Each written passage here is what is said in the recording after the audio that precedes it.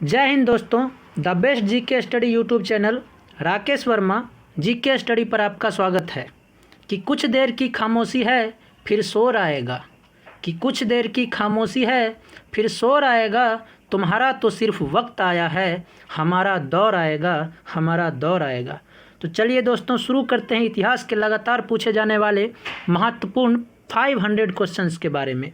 ये वैसे प्रश्न हैं जो बार बार रिपीट करके सभी एग्ज़ामों में पूछे जाते हैं, चाहे वो एसएससी का एग्ज़ाम हो, चाहे वो रेलवे का एग्ज़ाम हो, चाहे वो यूपी पीसीएस का हो, एमपी पीसीएस हो, बीपीएससी हो, यूपी पुलिस हो, या फिर कोई भी स्टेट एग्ज़ाम हो। ये बार बार रिपीट करके पूछे जाने वाले क्वेश्चंस हैं। इनके साथ साथ मैंने एडिशनल जानकारी भी दी है कि उनसे संबंधित कितने प्रश्न बन सकते हैं।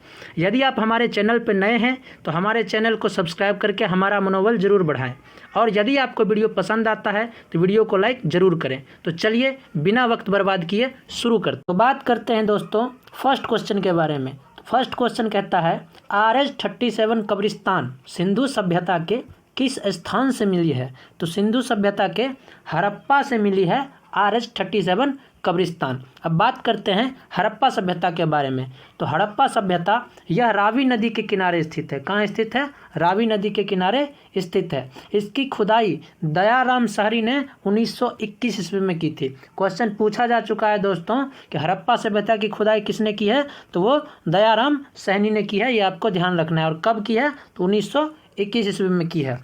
ये सिंधु सभ्यता का खोजा गया पहला स्थल है। सबसे पहले सिंधु सभ्यता में हड़प्पा को ही खोदा गया था, इसीलिए उसका नाम हड़प्पा सभ्यता भी पड़ गया था। ये आपको ध्यान रखना है। और हड़प्पा वर्तमान कहाँ है? पाकिस्तान में स्थित है। अब बात करते हैं यहाँ से मिली वस्तुओं के बारे में। तो हड़प्पा सभ्यता से मिली वस्तुएं कुम्हार का चाक, श्रमिक आवास, मातृ देवी की मूर्ति, लकड़ी की ओखली, RH-37 कब्रिस्तान, हाथी का कपाल, लकड़ी का ताबूत और स्वास्तिक चिन्ह, ये सभी वस्तुएं कहाँ से मिली हैं? तो ये हड़प्पा से मिली हैं। ये आपको ध्यान रखना है।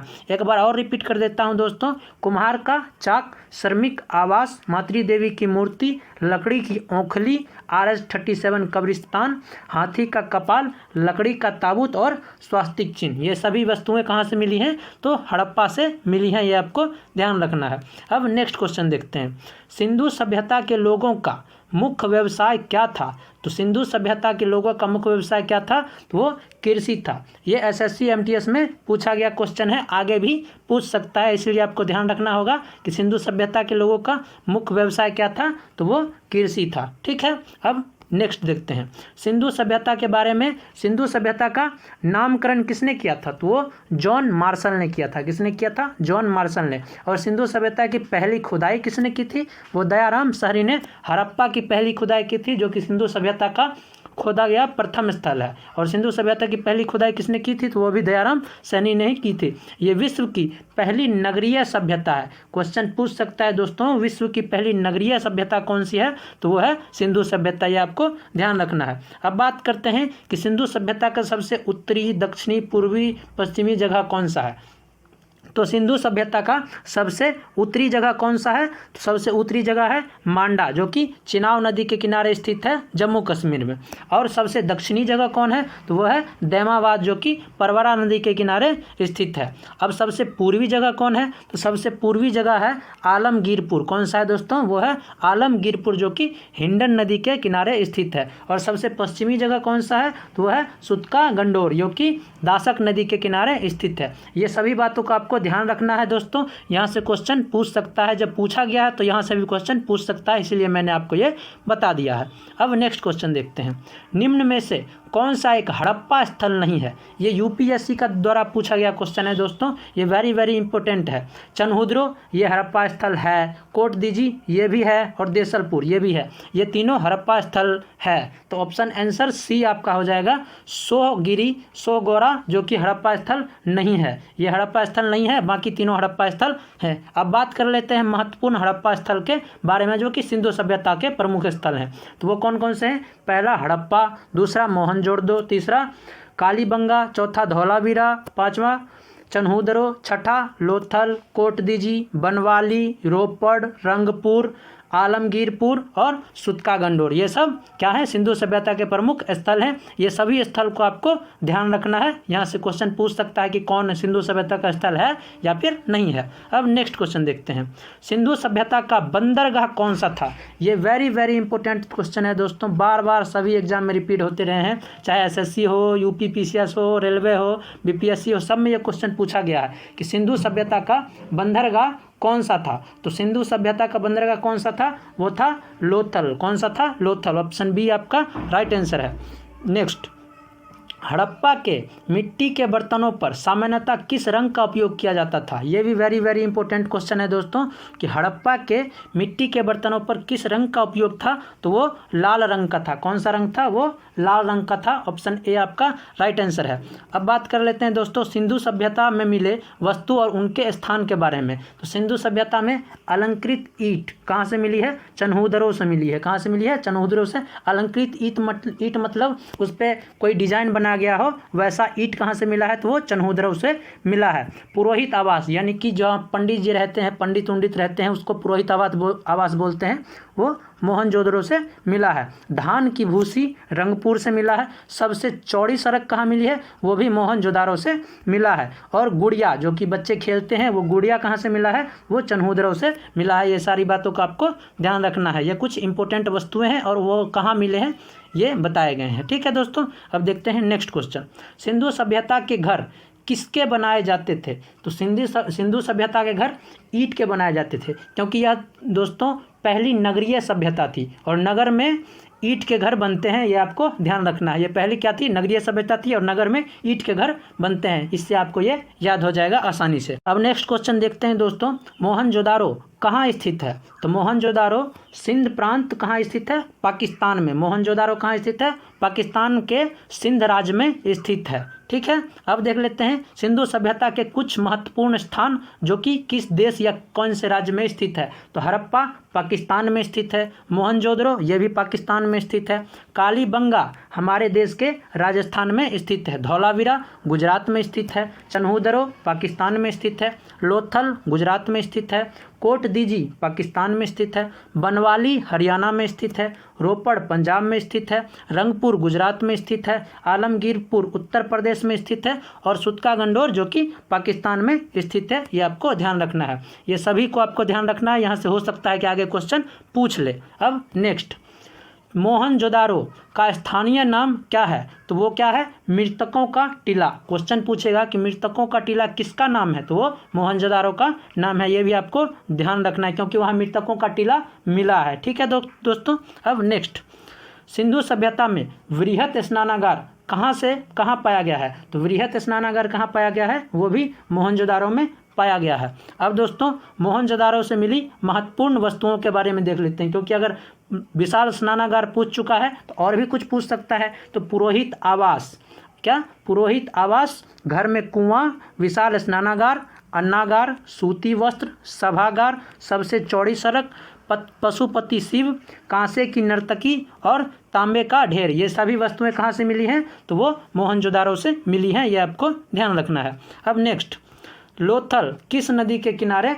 स्थित है।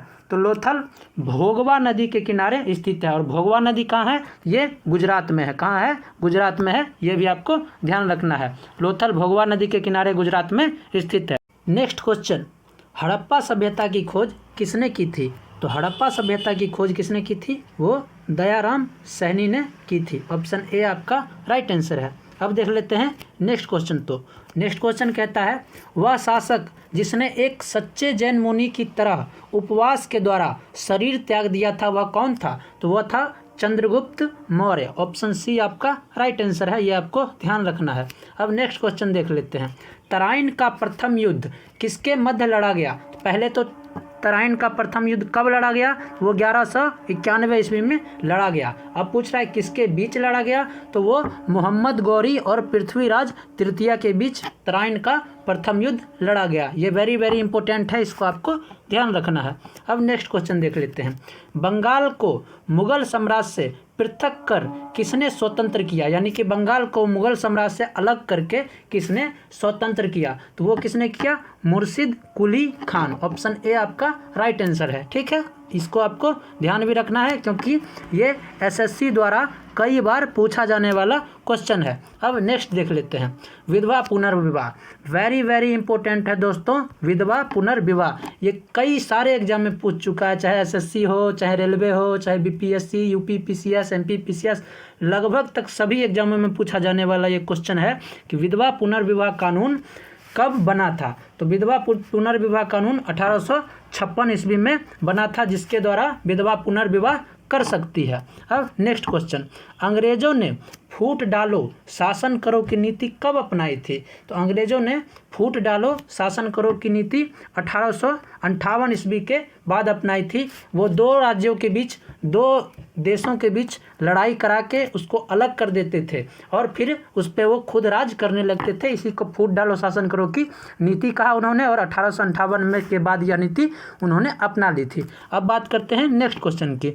तो इंग्लैंड में गृह युद्ध कितने वर्षों तक चला था। तो इंग्लैंड में गृह युद्ध कुल 7 वर्षों तक चला था। कितने वर्षों तक चला था, 7 वर्ष तक चला था। नेक्स्ट क्वेश्चन, आर्य भारत में कहाँ आए थे। तो आर्य भारत में केंद्रीय एशिया से आए थे। कहाँ से आए थे, केंद्रीय एशिया से वो भारत आए थे। कहाँ से, केंद्रीय एशिया से आर्य भारत आए थे। ये पूछ सकता है क्वेश्चन। ठीक है, अब नेक्स्ट क्वेश्चन देख लेते हैं। नेक्स्ट क्वेश्चन क्या कहता है, किस अवधि में रामायण और महाभारत की रचना हुई थी। तो वो आर्य अवधि में रामायण और महाभारत की रचना हुई थी, ये आपको ध्यान रखना है। अब नेक्स्ट क्वेश्चन देख लेते हैं, गुप्त समाज की स्थापना किसने की थी। तो गुप्त समाज की स्थापना चंद्रगुप्त ने की थी। किसने की थी, चंद्रगुप्त ने की थी। ऑप्शन बी आपका राइट आंसर है।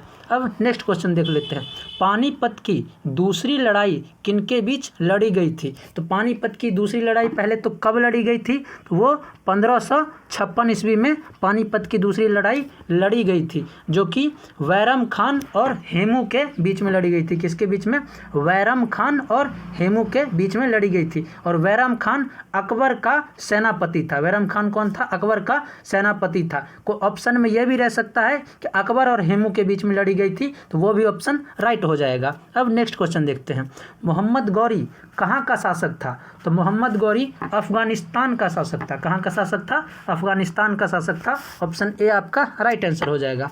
नेक्स्ट क्वेश्चन देखते हैं, मस्तानी किस शासक की प्रेयसी थी, यानी कि किस शासक की पत्नी थी। तो मस्तानी किसकी पत्नी थी, वो थी बाजीराव पेशवा। किसकी, बाजीराव पेशवा। ऑप्शन ए आपका राइट आंसर हो जाएगा। नेक्स्ट क्वेश्चन, बिहार प्रदेश को किस मुस्लिम शासक ने सर्वप्रथम जीता था। तो बिहार प्रदेश को खिलजी ने सर्वप्रथम जीता था, ये आपको ध्यान रखना है। नेक्स्ट क्वेश्चन, मुगल काल में सर्वप्रथम किस शहर में अंग्रेजों ने अपने कारखाने स्थापित किए थे। तो वो कहाँ किए थे, सूरत में स्थापित किए थे, ये आपको ध्यान रखना है। नेक्स्ट क्वेश्चन देख लेते हैं, पहली सहायक संधि कौन सी थी। तो पहली सहायक संधि कौन सी थी, वो थी निजाम, पहली सहायक संधि थी। नेक्स्ट क्वेश्चन, कर्नाटक संगीत का पितामह किसे कहा जाता है। तो कर्नाटक संगीत का पितामह किसे कहा जाता है, वो पुरंदर दास को कहा जाता है, ये आपको ध्यान रखना है। अब नेक्स्ट क्वेश्चन, किनके शासन काल में सर्वप्रथम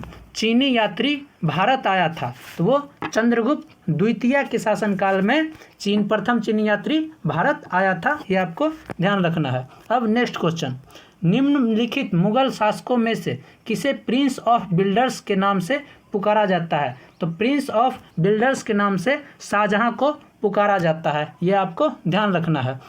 नेक्स्ट क्वेश्चन, सिख समुदाय के अंतिम गुरु कौन थे। तो सिख समुदाय के अंतिम गुरु गुरु गोविंद सिंह थी। ऑप्शन सी आपका राइट आंसर हो जाएगा, जिनका जन्म कहाँ हुआ है, पटना बिहार में हुआ है। नेक्स्ट क्वेश्चन देखते हैं, कुचिपुड़ी नृत्य कहाँ आरंभ हुआ है। तो ये आपको पता ही होगा कि कुचिपुड़ी नृत्य आंध्र प्रदेश का नृत्य है, ये आंध्र प्रदेश में ही स्टार्ट भी हुआ है। अब नेक्स्ट क्वेश्चन देखते हैं, चित्रकला की गंधार शैली का सूत्रपात किसके द्वारा किया गया है। तो वो किसके द्वारा किया गया है, वो महायान संप्रदाय के द्वारा किया गया है। ऑप्शन बी आपका राइट आंसर है। अब नेक्स्ट क्वेश्चन देख लेते हैं, ताजमहल की डिजाइन तैयार करने वाला वास्तुकार कौन था? पहली बात, ताजमहल किसने बनवाया था? तो वो शाहजहां ने बनवाया था। और उसका वास्तुकार कौन था? तो वो उस्ताद ईसा था। कौन था? उस्ताद ईसा था। ये आपको ध्यान रखना है। अब नेक्स्ट क्वेश्चन देख लेते हैं। बौद्धों के विश्वास के अनुसार गौतम बुद्ध का अगला अवतार क्या होगा? तो वो कल्कि अवतार होगा। माना जाता है कि गौतम बुद्ध भगवान विष्णु के अवतार थे और भगवान विष्णु का अगला यानी कि आखिरी अवतार क्या होगा? वो कल्कि अवतार होगा, जिसके अवतरित होने से हमारी पृथ्वी को नष्ट कर दिया जाएगा, क्योंकि उस टाइम पृथ्वी पर पाप बहुत ज़्यादा बढ़ जाएगा। फिर भगवान विष्णु यानी कि भगवान बुद्ध कल्कि अवतार लेकर पाप को खत्म करेंगे। अब नेक्स्ट क्वेश्चन देखते हैं। सम्राट अकबर ने निम्नलिखित में से किस महल का निर्माण फतेहपुर सीकरी में करवाया था? तो वो किस महल का निर्माण करवाया था? पंचमहल का निर्माण फतेहपुर सीकरी में करवाया था। यह आपको ध्यान रखना है। यदि वीडियो आपको पसंद आया है तो वीडियो को लाइक ज़रूर करें और हमारे चैनल को सब्सक्राइब कर लें। धन्यवाद।